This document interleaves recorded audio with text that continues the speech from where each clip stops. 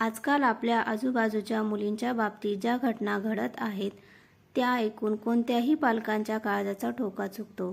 चित्रकूटमध्ये देवंगना व्हॅलीच्या जंगलात एका निष्पाप तरुणीसोबत झालेल्या अमानुष गँगरेपच्या घटनेने संपूर्ण देश हादरवून सोडला आहे. दिवसाढवळ्या घडणाऱ्या अशा क्रूर गुन्ह्यांमुळे आज आपल्या मुली सुरक्षित आहे का, हा सर्वात मोठा प्रश्न निर्माण झाला आहे. पण या भीतीपोटी आपण आपल्या मुलींचे स्वातंत्र्य आणि त्यांचे पंख तर छाटत नाही आहोत ना. हीच भीती एका वडिलांच्या मनात घर करून बसली होती. रात्रीचे 9 वाजले होते. सुमित आपल्या 18 वर्षाच्या मुलगी कोमलवर प्रचंड ओरडत होता, कारण तिला कॉलेजच्या एका महत्त्वाच्या प्रोजेक्टसाठी मैत्रिणीकडे जायचे होते. सुमित रागाने म्हणाला, बाहेरच्या जगात मुलींवर काय अत्याचार होत आहे हे तुला समजत नाही का? तू घराबाहेर पडायचंच नाही, अभ्यास घरात बसून कर. वडिलांच्या या भीतीने भरलेल्या ओरडल्यामुळे कोमल रडत रडत आपल्या खोलीत निघून गेली. सुमित वैतागून सोफ्यावर डोक्याला हात लावून बसला. तेवढ्यात त्याची पत्नी सुजाता जवळ आली.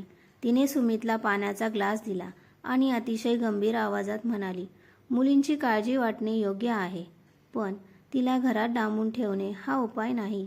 तुम्हाला माहीत आहे का, आज मुलींवर अन्याय झाल्यावर आपण पोलिसांकडे धाव घेतो, पण इतिहासात एक अशीही घटना घडून गेली होती जेथे कायद्याचे रक्षकच भक्षक बनले होते.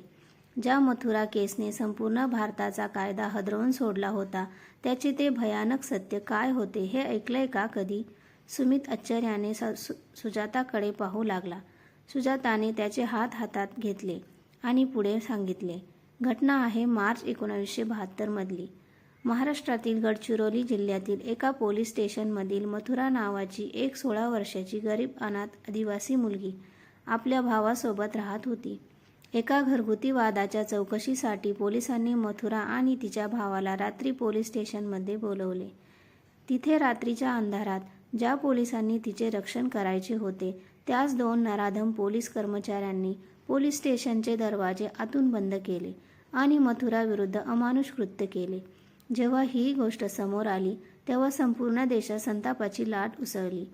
पण सर्वात धक्कादायक गोष्ट पुढे घडली. जेव्हा हे प्रकरण कोर्टात गेले तेव्हा कोर्टाने त्या नराधम पोलिसांना निर्दोष सोडले. कोर्टाचे म्हणणे होते की मथुराच्या अंगावर मारहाणीच्या किंवा जखमांच्या खुणा नव्हत्या, म्हणजे तिची संमती होती.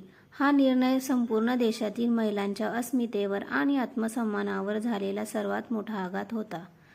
सुजाता पुढे सांगत होती, पण सुमित तिथूनच भारताच्या इतिहासाला एक नवीन वळण मिळाले.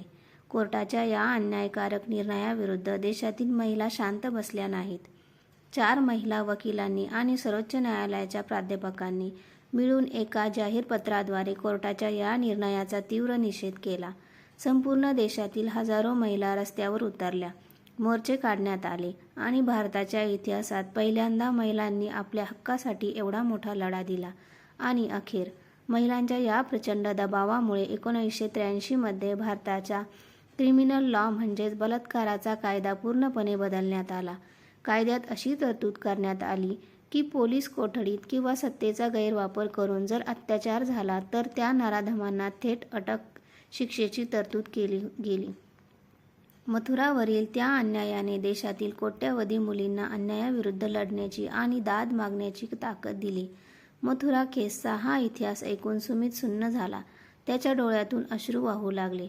सुजाताने त्याचे डोळे पुसले आणि म्हणाली, सुमित, चित्रकूट असो वा इतर कुठली जागा, नराधम सर्वत्र आहेत, पण त्यांना घाबरून मुलींना घरात कोंडून ठेवणे हा उपाय नाही. आपण आपल्या मुलींना घराबाहेर जाण्यापासून रोखण्याऐवजी त्यांना इतके मजबूत बनवले पाहिजे की त्यांनी अन्यायाविरुद्ध हिमतीने लढले पाहिजे.